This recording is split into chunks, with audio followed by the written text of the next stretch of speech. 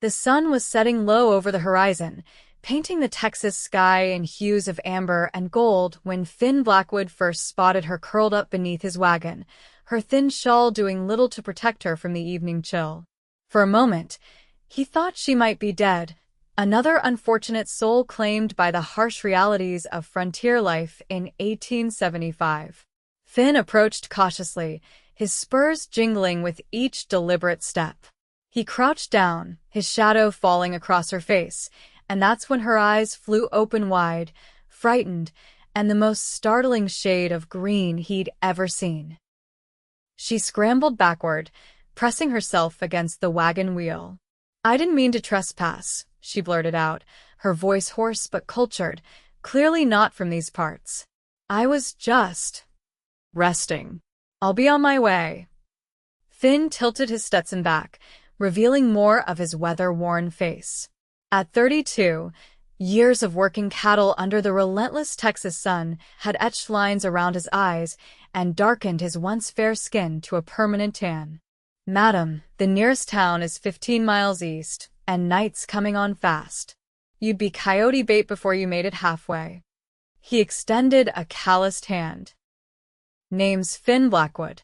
This is my wagon yard, but I reckon there's worse crimes than taking shelter for the night." She hesitated, eyeing his hand like it might be a rattlesnake. "Rose," she finally said, accepting his help to stand. "Rose Emerson." Up close, Finn could see that despite the dirt on her face and the disheveled state of her once fine dress, she was young, perhaps 25, and possessed a quiet beauty that even exhaustion couldn't diminish. Her auburn hair had come loose from its pins, tumbling in waves around shoulders that carried themselves with dignity despite her circumstances. "Where you headed, Miss Emerson?" Finn asked, noticing how she swayed slightly on her feet. "West," she replied vaguely, clutching her small valise tighter. "As far west as possible." Finn nodded, not pressing further.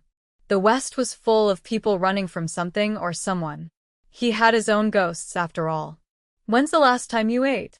Rose's hesitation told him everything he needed to know.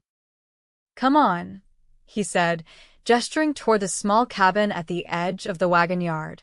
"I've got beans on the stove and coffee that'll put hair on your chest." Seeing her alarmed expression, he added hastily, "Figure of speech, madam." Rose followed him reluctantly, maintaining a careful distance. The wagon yard was modest but well kept, with several wagons in various states of repair. A small corral housed a few horses, and chickens pecked at the dirt nearby. "You fix wagons?" she asked, breaking the silence. "Among other things," Finn replied. "Blacksmith work, shoe horses, repair tack. Whatever keeps food on the table." He pushed open the door to the cabin. "It ain't much, but it's dry and warm." The cabin was indeed small, just one room with a pot-bellied stove, a rough-hewn table with 2 chairs, and a narrow bed in the corner. Everything was surprisingly tidy for a bachelor's quarters. "Please sit." Finn gestured to one of the chairs as he moved to the stove, where a pot of beans simmered. "I'll sleep in the stable tonight. You can have the cabin." Rose remained standing, her arms wrapped protectively around herself. "Why would you do that? You don't know me." Finn ladled beans into a tin plate and cut a thick slice of cornbread. "My ma raised me better than to let a lady sleep outdoors when there's shelter to be had." He set the food on the table. "Eat while it's hot. We can figure out the rest later." The mention of his mother seemed to ease Rose's tension slightly. She sank into the chair and, after a moment's hesitation, picked up the spoon. The first bite broke the dam of her hunger, and she ate with barely disguised desperation. Finn busied himself pouring coffee, pretending not to notice how she wolfed down the food. When she'd scraped the plate clean, he wordlessly offered more, which she accepted with a grateful nod. "You heading to California?" Finn asked, finally sitting across from her with his own plate. Rose took a sip of coffee before answering. "Perhaps. I haven't decided yet. Somewhere new. Somewhere I can start over. Running from the law." Finn asked bluntly. Her eyes flashed. Certainly not. Had to ask. Get all sorts through here. Rose set down her cup. I'm running from a man. A man I was supposed to marry. Her voice was steady, but her fingers trembled against the tin mug. My father's business partner. The arrangement was beneficial to my father's finances, but would have been a prison sentence for me. Finn nodded slowly. Wagon trains coming through day after tomorrow, heading to San Francisco. I know the trail boss. Could put in a word, see if they'd take on an extra passenger. Hope flashed across Rose's face before dimming. I couldn't possibly afford passage. Most wagon trains are happy to take on an extra pair of hands, especially educated ones. You can read and write, I assume? Yes, of course. Then you could help keep the ledgers, teach the children. Make yourself useful. Finn stood and gathered their empty plates. Rest tonight. Tomorrow we'll get you cleaned up and figure out what to do next. Rose's eyes shimmered with unshed tears. Why are you helping me, Mr. Blackwood? Finn paused, one hand on the door. Because once upon a time, someone helped me when I needed it most. He tipped his hat. Sleep well, Miss Emerson. You're safe here. As he closed the door behind him, Finn couldn't shake the feeling that his simple life had just become considerably more complicated. The stable was quiet except for the occasional snort from horses and the persistent chirping of crickets outside. Finn lay on a pile of fresh hay, his saddle serving as a pillow, staring up at the rafters. Sleep eluded him as his mind kept returning to the woman in his cabin. Rose Emerson was clearly gently bred, probably from back east. Her speech, her mannerisms, everything about her spoke of a life of privilege, yet here she was, sleeping in a stranger's cabin on the Texas frontier. Whatever or whoever she was running from must be formidable indeed. Morning came too quickly. Finn rose with the sun, as was his habit, and set about his chores. He fed the horses, collected eggs from the chicken coop, and was just returning to start breakfast when he spotted Rose standing by the water pump, attempting to wash her face. Her hair was neatly braided, and she'd done her best to smooth the wrinkles from her dress. Even in the harsh morning light, she was a striking woman. Morning, Finn called, approaching with the basket of eggs. Sleep well? Rose straightened, water droplets clinging to her lashes. Better than I have in weeks, thank you. Thought we might ride into town today, get you some proper traveling clothes.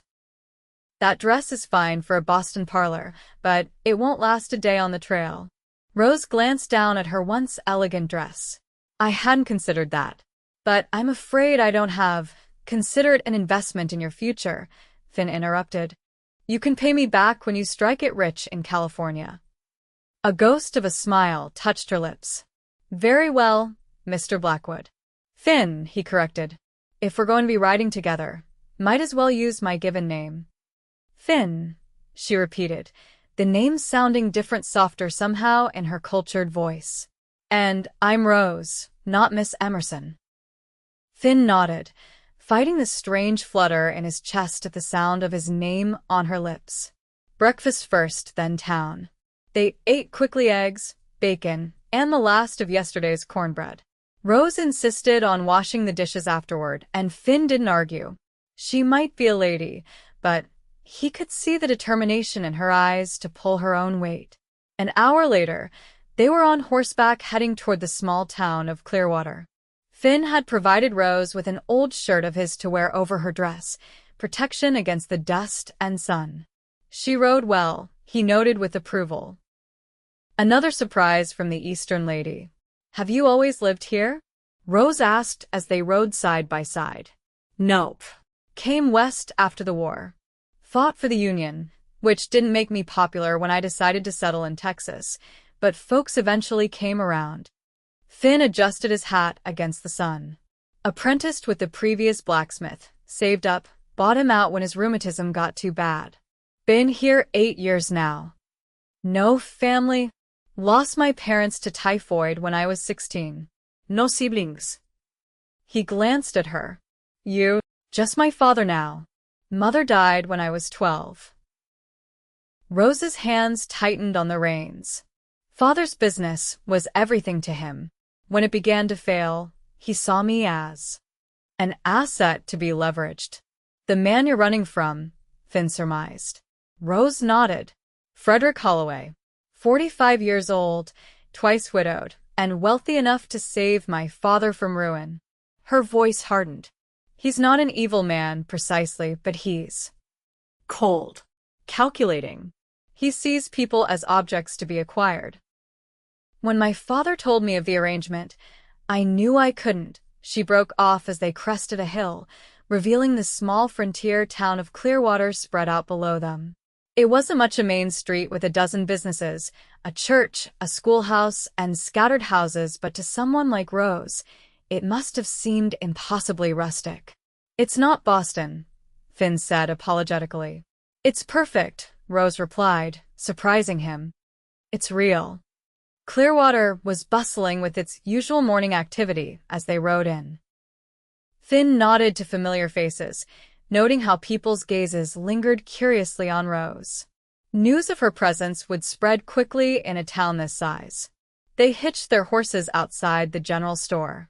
Before entering, Finn turned to Rose. Stick close. Mrs. Abernathy runs this place, and she's got a nose for gossip sharper than a bloodhound's. The bell above the door jingled as they entered. Mrs. Abernathy, a plump woman in her 50s with keen eyes that missed nothing, looked up from her ledger. Finn Blackwood. Twice in 1 week. To what do I owe the pleasure? Her gaze shifted to Rose, curiosity burning bright. And who might this be? Mrs. Abernathy, this is Miss Rose Emerson, my cousin from back east, Finn lied smoothly. She's joining the Donovan Wagon train day after tomorrow, heading to San Francisco. Rose caught on quickly, extending her hand with perfect poise. A pleasure to meet you, Mrs. Abernathy. Finn has spoken highly of your establishment. Mrs. Abernathy preened slightly at the compliment. Well, any family of Finns is welcome here. What can I help you with today? Rose needs practical clothing for the trail. Denim, cotton, sturdy boots. Of course, of course. Mrs. Abernathy bustled around the counter. Come with me, dear. We'll get you fixed up properly. Rose threw Finn a look that was equal parts gratitude and trepidation before following the shopkeeper to the back of the store. While the women were occupied, Finn gathered other supplies. Rose would need a canteen, a small knife, matches in a waterproof tin. He was examining a sturdy felt hat when the door opened, admitting Sheriff Parker. Morning, Finn, the sheriff said, his sharp eyes taking in the women's clothing Finn had piled on the counter.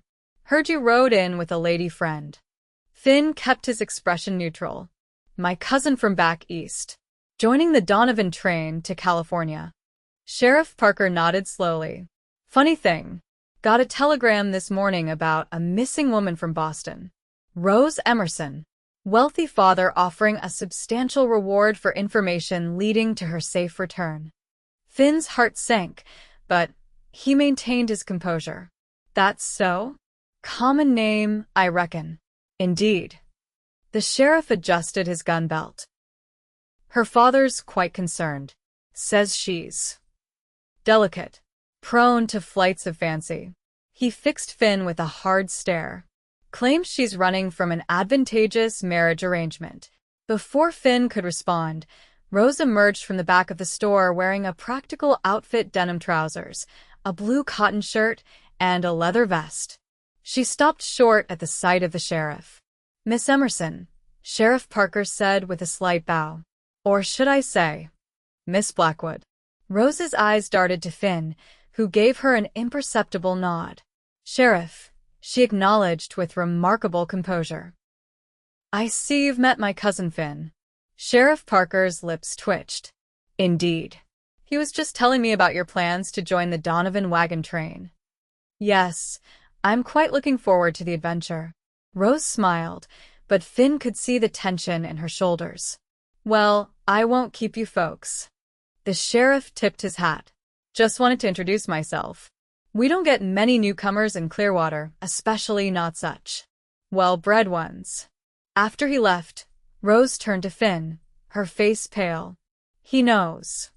Suspects. Finn corrected quietly. But he didn't arrest you, which means he's not entirely convinced. He paid Mrs. Abernathy for their purchases, added an extra $1, and said, "Madam, I'd appreciate if you'd consider our visit today a private matter." Mrs. Abernathy tucked the extra $1 into her pocket with a conspiratorial wink. "What visit?" "I haven't seen you in days, Finn Blackwood." They rode out of town in silence, taking a different route than they'd come. Only when Clearwater was well behind them did Finn speak. "Change of plans. We need to get you out of here today, not tomorrow." Rose nodded, her face grim. "He's found me faster than I expected. Frederick must have telegraphed ahead to every town within 100 miles. The man's determined, I'll give him that." Finn led them off the main trail, taking a less traveled path through a stand of cottonwoods. "There's a rancher I know, Ben Callahan. Has a small spread about 20 miles north of here. He owes me a favor, and he's discreet." "You seem to have experience helping fugitives," Rose observed. Finn gave her a sidelong glance. "Let's just say I understand what it's like to need a fresh start." They rode hard for the next few hours, stopping only briefly to rest the horses and drink from a clear stream. Rose kept pace without complaint, though Finn could see the strain of the journey in the set of her shoulders. By mid-afternoon, they reached Callahan's ranch, a modest affair with a small house, a barn, and several outbuildings. A man in his 40s emerged from the barn as they approached, a shotgun held casually in the crook of his arm. "That's far enough," he called, before recognizing Finn. "Blackwood? What brings you out this way?" "Need a favor, Ben," Finn replied, dismounting and helping Rose down. "Somewhere quiet to stay the night, and maybe a horse you wouldn't miss too much." Callahan's eyes narrowed as he took in Rose's appearance and their hastily packed supplies. "Sheriff after you?" "Not exactly," Finn said. "But there's a man looking for the lady, and he's got law on his side, if not right." The rancher considered this for a moment, then nodded. "Got a line shack about 3 miles west of here. Not much, but it's dry and nobody goes out that way this time of year." He propped his shotgun against the porch rail. "Come on in. The missus will want to feed you before you go." The Callahan household was warm and welcoming. Mrs. Callahan, a cheerful woman with flour on her apron, asked no questions but served them a hearty meal of stew and biscuits. Their 3 children stared at Rose with undisguised curiosity, especially the youngest girl, who seemed fascinated by Rose's auburn hair. As they ate, Finn and Callahan discussed routes and options in low voices. "Donovan's wagon train is your best bet," Callahan agreed. "But you can't wait for them in town, not with telegrams flying about. They'll be passing by the North Ridge Trail tomorrow afternoon. You could intercept them there." "That was my thinking," Finn nodded. "We'll stay at the line shack tonight, then head for the ridge in the morning." After dinner, Mrs. Callahan insisted on packing them food for the journey and offered Rose a spare set of clothes. "They might be a bit large," she apologized, "but they're clean and sturdy." "You're very kind," Rose said, genuine gratitude in her voice. "I don't know how to thank you." "Just be happy, dear," Mrs. Callahan replied, patting her hand. "Life's too short for anything else." As dusk approached, they set out for the line shack with fresh horses, Finn's own mount, and a sturdy bay mare that Callahan insisted was just eating hay and doing nothing useful. They rode in silence, both lost in thought as the landscape darkened around them. The line shack was indeed primitive, just one room with a small stove, a rough table, and a narrow cot, but after their long ride, it looked like luxury. Finn quickly got a fire going in the stove while Rose arranged their supplies. "I'll sleep outside," Finn said, once the shack had warmed up. "Don't be ridiculous," Rose replied, more confident now than she'd been the previous night. "It's going to be cold, and there's plenty of room for both of us." She gestured to the floor. You take the cot. I'm smaller and can manage on the floor with the blankets. Finn shook his head. I've slept on worse than this floor many a night. You take the cot.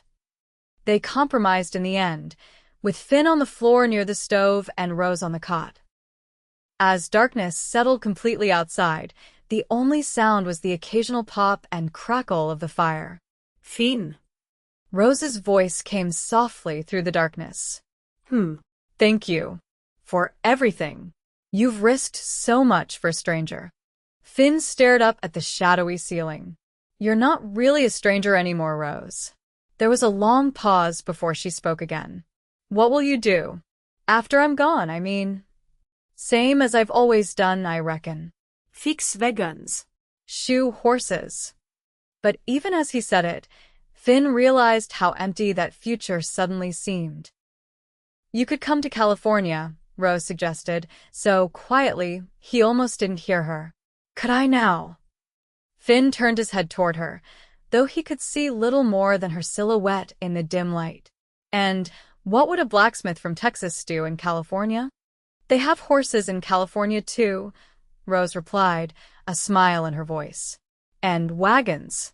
And people need good men everywhere. The implication in her words hung in the air between them, neither quite brave enough to address it directly. Get some sleep, Rose, Finn finally said. Tomorrow's going to be a long day. They rose before dawn, eating a quick breakfast of bread and dried beef before setting out. The plan was simple: ride north to intercept the Donovan wagon train, convince the trail boss to take Rose on, and then… Well, Finn hadn't thought much beyond that. As they rode, the landscape began to change, becoming more rugged and hilly. The North Ridge Trail wound through a series of low mountains, following an ancient game path that had been widened over the years by traders and settlers. We should reach the intercept point by noon, Finn said as they stopped to rest the horses at a small stream. Donovan usually makes good time, so he should be along by mid-afternoon. Rose nodded, her face solemn. She'd been quieter today, withdrawn into her thoughts.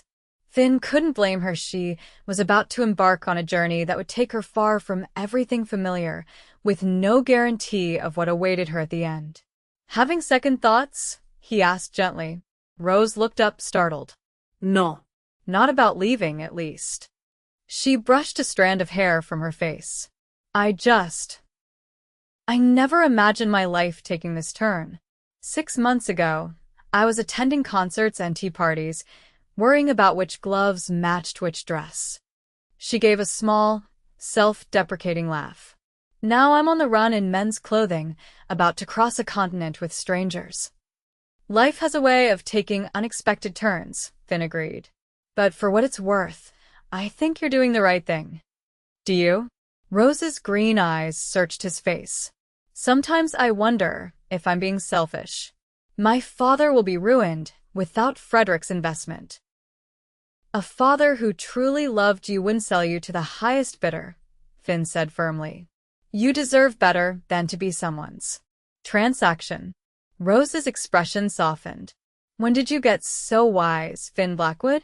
Learned it from my horse, he replied with a straight face. Smartest creature I know. That earned him a genuine laugh, the sound echoing off the nearby rocks and sending a flutter through Finn's chest that had nothing to do with the altitude. They were approaching the intercept point, a relatively flat area where the trail widened enough for a wagon train to make camp, when Finn heard the distant sound of hoofbeats, coming fast from the south. Riders coming, he said tersely. Could be anyone, but we can't take chances. They urged their horses off the trail, into a dense thicket of scrub oak and juniper. From their hiding place, they had a clear view of the trail below without being easily spotted. Minutes later, 4 horsemen came into view, riding hard. Finn's stomach clenched when he recognized Sheriff Parker at the lead. Beside him rode a well-dressed man in an expensive suit, looking decidedly uncomfortable on horseback. 2 deputies brought up the rear. Frederick, Rose whispered, her face gone pale. The one in the gray suit. Finn studied the man.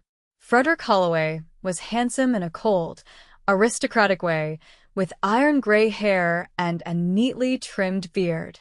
Even from a distance, Finn could see the arrogance in his posture, the entitled set of his shoulders. "They're tracking us," Finn murmured as the men slowed, examining the ground. One of the deputies pointed to the stream where they'd stopped earlier. "What do we do?" Rose's voice was steady despite the fear in her eyes. Finn considered their options quickly. "We can't outrun them, their horses are fresher. We need to hide until they pass, then double back and find another route to intercept Donovan." They retreated deeper into the thicket, leading their horses carefully to avoid making noise. The vegetation was dense enough to provide cover, but not so thick as to be impassable. Finn found a small clearing about 100 yards from the trail, surrounded by juniper trees that would help mask their scent from tracking dogs, if it came to that. "We'll wait here," he said, helping Rose dismount. "With luck, they'll continue north, thinking we're trying to reach the territorial border." They secured the horses and settled down to wait, sitting close together with their backs against a fallen log. The sun climbed higher, beating down through the sparse canopy. Minutes stretched into an hour, then 2. "Tell me about California," Finn said quietly, breaking the tense silence. "What will you do when you get there?" Rose seemed grateful for the distraction. "I'm not entirely sure. I have some education I could teach, perhaps, or work as a shopkeeper's assistant." She plucked absently at a leaf. "I've always wanted to see the ocean. They say it stretches as far as the eye can see, like an endless blue prairie." "I saw it once," Finn admitted. "During the war. We were stationed briefly near the coast in Virginia." It's "Humbling. Makes a man feel small, but in a good way." "You've never thought of going back? To the coast, I mean." Finn shrugged. "Never had a reason to, I suppose." "And now?" Rose's question hung in the air between them. Before Finn could answer, the sound of voices drifted to them from the direction of the trail. They froze, barely breathing as the voices grew closer. "Tracks lead this way," a gruff voice called one of the deputies, Finn guessed. "They can't have gone far," came another voice, refined and impatient. "Frederick Holloway, no doubt. The girl's not accustomed to this kind of terrain." "You'd be surprised what people can manage when they're desperate enough," Sheriff Parker replied, his voice carrying clearly in the still air. The voices grew closer, accompanied by the sound of branches breaking and undergrowth being trampled. Finn silently drew his revolver, hoping desperately it wouldn't come to using it. Rose's hand found his free one, her fingers cold despite the heat of the day. Finn squeezed gently, trying to convey reassurance he didn't entirely feel. "Over here," shouted one of the deputies suddenly. "Fresh tracks."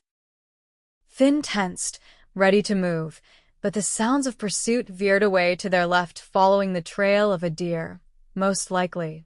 Gradually, the voices faded as the search party moved deeper into the woods, away from their hiding place. They waited another 30 minutes to be sure before carefully making their way back toward the trail. The search party was nowhere in sight, having continued north into the more densely wooded areas. "We need to move quickly," Finn said as they mounted up. "They'll realize their mistake eventually and double back." They rode south for a mile before cutting east, taking a roundabout route that would eventually bring them back to the North Ridge Trail, but farther along than where they'd left it. The going was slow, the terrain challenging, but both Rose and the bay mare proved surprisingly adept at navigating the rough country. By late afternoon, they emerged onto the Ridge Trail again, several miles north of their original position. From their vantage point, they could see dust rising in the distance, the Donovan wagon train, right on schedule. "We made it," Rose breathed, relief evident in her voice. Finn nodded, but his heart felt like lead in his chest. In less than an hour, Rose would be gone, heading west with the wagon train while he returned to his solitary life in Clearwater. It was the plan all along, the right thing to do. Yet somehow in the space of just 2 days, the thought of never seeing her again had become unbearable. They rode toward the approaching wagon train, which had begun to settle into its evening camp routine. Nearly 20 wagons formed a rough circle, with livestock corralled in the center and campfires already being lit. Thomas Donovan, the trail boss, was a grizzled veteran of many crossings who had known Finn for years. He listened to their story with minimal interruption, his weathered face revealing nothing. "So you're asking me to take on a fugitive," he said when Finn finished. "A woman running from her rightful fiancé, with the law on his tail. I'm asking you to take on a passenger who can pay her way with honest work," Finn corrected. "The man she's running from sees her as property, not a person. The sheriff's only involved because there's money in it." Donovan's sharp eyes shifted to Rose. "You can cook." "Yes," she answered firmly. "And sew, and read, and keep accounts." "We lost our schoolteacher to typhoid in Kansas," Donovan said thoughtfully. "Got 8 children in this train with no proper learning." He scratched his beard. "You ever fired a gun, miss?" "No, but I'm willing to learn." That seemed to decide him. "All right. You can join us, Miss Emerson. But understand this, I won't risk my people in a gunfight if that fiancé of yours catches up. You'll be on your own if that happens." "I understand," Rose said solemnly. "Thank you. Get yourself settled, then. We pull out at first light." Donovan nodded to Finn. "Walk with me a spell, Blackwood." They moved away from the wagons, out of earshot of the others. "You sweet on her?" Donovan asked bluntly once they were alone. Finn started to deny it, then sighed. "Doesn't matter if I am. She needs to get to California, start fresh." Donovan glanced back at the camp, where Rose was already being introduced to some of the women. "Seems to me California's a big place. Plenty of room for a blacksmith, if one were of a mind to start fresh himself." Finn blinked, caught off guard by the suggestion. "I've got a business in Clearwater." "You've got a forge and some tools," Donovan corrected. "Nothing you couldn't find in Sacramento or San Francisco, for that matter." He clapped Finn on the shoulder. "Just something to think about." As dusk settled over the camp, Finn helped Rose settle in with a family named Wilson, who had agreed to share their wagon space. Mrs. Wilson, a kindly woman with 3 young children, welcomed Rose warmly, clearly delighted at the prospect of adult female company for the remainder of the journey. "I can't thank you enough," Rose said to Finn as they stood a little apart from the main camp. "For everything." "Just doing what's right," Finn replied, though they both knew it had become far more than that. Rose looked up at him, her green eyes reflecting the golden light of the setting sun. Will you write to me? Once I'm settled, I mean." "Of course," Finn promised, though the thought of mere letters seemed a poor substitute for her presence. "You'll be the talk of San Francisco before long. Probably have to fight the suitors off with a stick." Rose's smile faded slightly. "I'm not looking for suitors. Not for a long while, at least." An awkward silence fell between them, filled with all the things neither quite dared to say. Finally, Finn cleared his throat. "I should head back while there's still some light. Got a long ride ahead." "Yes, of course." Rose's composure slipped for just a moment, revealing a flash of the same longing Finn felt. "Be careful, Finn. If they realize you helped me." "Don't worry about me." "Sheriff Parker might bluster, but he knows I didn't break any laws."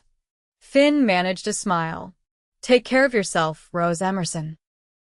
He turned to go, each step away from her heavier than the last. He'd nearly reached his horse when her voice stopped him. "Finn." He turned to see her running toward him, propriety forgotten. Before he could speak, she reached up and pulled his face down to hers, pressing her lips against his in a kiss that started desperate but quickly softened into something sweeter, more tender. When they finally broke apart, both breathless, Rose kept her hands on his face. "Come with me," she whispered. "To California. Please." Finn closed his eyes, savoring the feel of her touch. Rose, the crack of a rifle shot cut through the evening air, followed by shouts of alarm from the camp. Finn instinctively pulled Rose behind him, scanning the darkening landscape for the source of the danger. There they are, came a shout from the ridge above the camp. Frederick Holloway stood silhouetted against the twilight sky, pointing directly at them.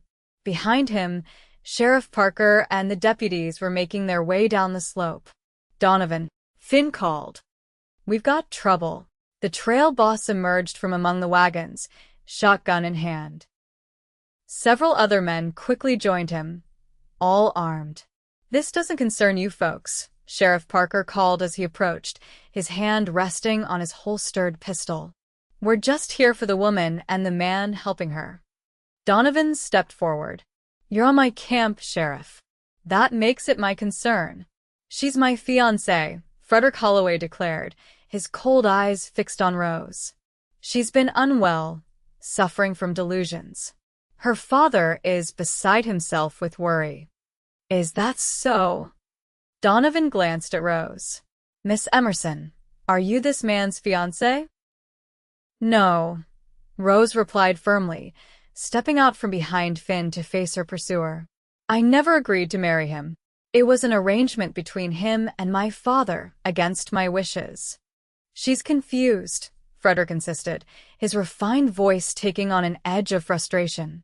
"Rose, darling, this little adventure has gone on long enough. Come home now, and all will be forgiven."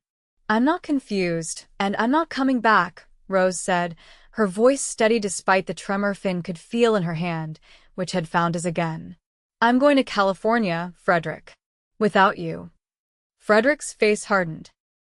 "Sheriff, arrest this woman for theft. She took family jewels when she fled." "That's a lie," Rose exclaimed. "I took nothing but what was mine, my mother's locket and my own savings." Sheriff Parker looked increasingly uncomfortable. "Now, Mr. Holloway, you didn't mention any theft before. Are you questioning me?" Frederick snapped. "I've paid good money for your assistance, Sheriff. I expect results." The slip revealed too much. Several of the wagon train men muttered angrily, and Donovan's expression darkened. "Sounds to me like you're admitting to bribing an officer of the law, mister," Donovan said. "We don't take kindly to that sort of thing out here." Sheriff Parker flushed. "Now wait just a minute. I think you should leave," Finn said quietly but with steel in his voice. "All of you. Miss Emerson has made her choice clear." Frederick's face contorted with rage. "You backwater peasant. Do you have any idea who I am? The connections I have?" "Don't much care," Finn replied evenly. For a moment, it seemed Frederick might actually draw the small pistol he wore at his side. Then, visibly mastering himself, he straightened his jacket. "This isn't over," he said coldly. "You've made a powerful enemy today, blacksmith." "Wouldn't be the first time," Finn replied. Sheriff Parker, clearly recognizing that the situation had shifted against them, put a restraining hand on Frederick's arm. "Mr. Holloway, I think we should withdraw for now. Consider our options." With a final venomous glare, Frederick allowed himself to be led away. The four men mounted their horses and rode off into the gathering darkness, Frederick's rigid back radiating fury. Once they were out of sight, Rose let out a shaky breath. "They'll be back."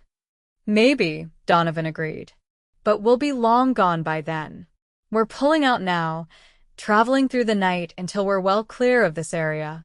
He nodded to Finn. "You'd best come with us, at least for a few days. That fancy gentleman strikes me as the vengeful type." Finn looked at Rose, who was watching him with hope dawning in her eyes. "I reckon I could do that," he said. "My horse could use the rest anyhow." As the camp burst into activity around them, preparing for an immediate departure, Rose stepped close to Finn. "You didn't answer me before," she said softly. "About coming to California." Finn took her hands in his.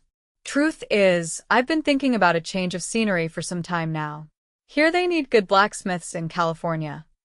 Rose's smile was like the sun breaking through clouds. Is that so? Mm-hmm.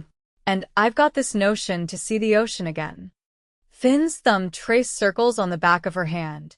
Got a lady friend who's headed that way. Thought I might keep her company on the journey. Just the journey? Rose asked, her eyes twinkling despite the seriousness of the question. Finn pulled her closer. Well now, that depends on the lady. I'm not one to presume. Presume away, Mr. Blackwood, Rose whispered, rising on her tiptoes to kiss him again. The days that followed were a blur of activity as the wagon train made its way steadily westward. Finn quickly made himself useful, helping with repairs and hunting game to supplement their provisions. Rose, true to her word, took on the role of schoolteacher for the train's children, holding lessons each afternoon when they stopped to rest the oxen. Frederick and the sheriff didn't reappear, though for the first week they posted lookouts day and night, just in case. Gradually, the fear of pursuit faded, replaced by the more immediate challenges of the journey, river crossings, steep mountain passes, dust storms that blotted out the sun. Through it all, the bond between Finn and Rose deepened. They found moments to be alone despite the close quarters of wagon train life, early morning walks while the camp still slept, evening conversations by the fire after others had retired. Finn learned that Rose loved poetry and could recite Wordsworth from memory. Rose discovered that beneath Finn's quiet exterior lay a quick wit and a surprising knowledge of Shakespeare, gleaned from a battered volume his mother had cherished. 6 weeks into the journey, as they crossed into California territory, Donovan called Finn aside one evening. "Saw a wildcat watching the herd this afternoon," he said casually. "Might be good to check the western ridge. Make sure it's not planning to make off with a calf tonight." It was a transparent excuse to give Finn and Rose some privacy, but Finn accepted it gratefully. He found Rose finishing her day's lessons with the children and quietly mentioned Donovan's request. Minutes later, they were walking up the gentle slope of the western ridge, the setting sun painting the landscape in hues of gold and crimson. At the top, they paused, taking in the breathtaking view of rolling hills stretching toward the distant horizon. "It's beautiful," Rose said, her eyes reflecting the sunset's glow. "So different from anything I've known." "It is that," Finn agreed, though he was looking at her, not the landscape. Rose caught his gaze and blushed slightly. "What?" Instead of answering, Finn reached into his pocket and pulled out a small object, a ring fashioned from a silver dollar, painstakingly worked during late nights by the campfire when the others were asleep. "It's not fancy," he said, suddenly nervous. "And I can get you a proper one when we reach Sacramento," but I wanted. Rose pressed her fingers to his lips, stopping his words. "It's perfect," she whispered, tears shimmering in her eyes. "Absolutely perfect." Finn took her hand, his own not entirely steady. "Rose Emerson, I know we haven't known each other long, but I can't imagine my life without you in it. Will you marry me?" "Yes," she answered without hesitation. "Yes, Finn Blackwood, I will marry you." He slipped the ring onto her finger, where it fit surprisingly well. Then he pulled her close, sealing their promise with a kiss as the last rays of sunlight gilded the world around them. They were married 2 weeks later in a small ceremony at a mission near Sacramento. Donovan stood as Finn's best man, while Mrs. Wilson attended Rose. The entire wagon train participated in the celebration afterward, a joyous respite from the hardships of the trail. By the time they reached San Francisco, news had already spread of the excellent blacksmith traveling with the Donovan train. Finn had 3 job offers before they'd even found lodgings, ultimately accepting a position with a growing carriage manufacturer who recognized his skill and offered him partnership prospects. Rose, meanwhile, found work teaching at a small school established for the children of merchants and craftsmen. Her Eastern education made her highly sought after, particularly by families hoping their daughters might acquire some refinement, along with their arithmetic. They rented a small house near the bay, where Rose could see the ocean from their bedroom window. On Sundays, they would walk along the shore, marveling at the endless expanse of water and planning their future together.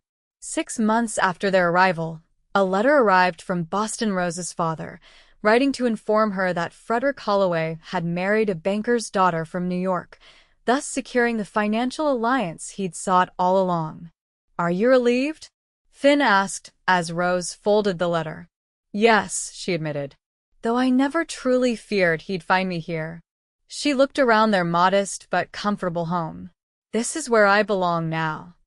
Finn pulled her into his arms. "No regrets?" "About leaving your old life behind." Rose laughed, a sound that never failed to warm Finn's heart. "My old life was all about appearances and obligations. This life with you is real." She kissed him softly. "The only thing I regret is that it took me so long to find the courage to seek it." "Well, you found it sleeping in my wagon yard," Finn teased. "Not the most auspicious beginning." "I disagree," Rose replied, her green eyes sparkling. "I think it was perfectly auspicious. After all, it led me to you." As San Francisco grew around them, so did their life together.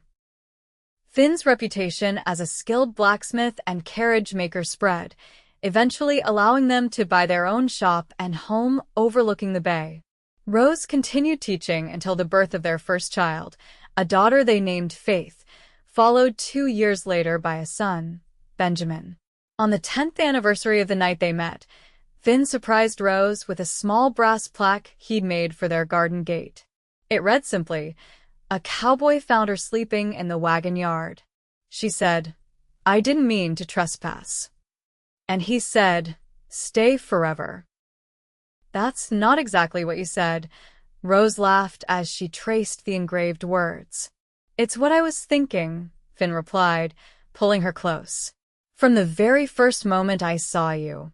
And as the sun set over the Pacific, painting the sky in the same golden hues that had illuminated their first days together, Finn and Rose Blackwood stood in the doorway of the home they'd built, watching their children play in the garden, living proof that sometimes the greatest journeys begin with a simple act of trespass.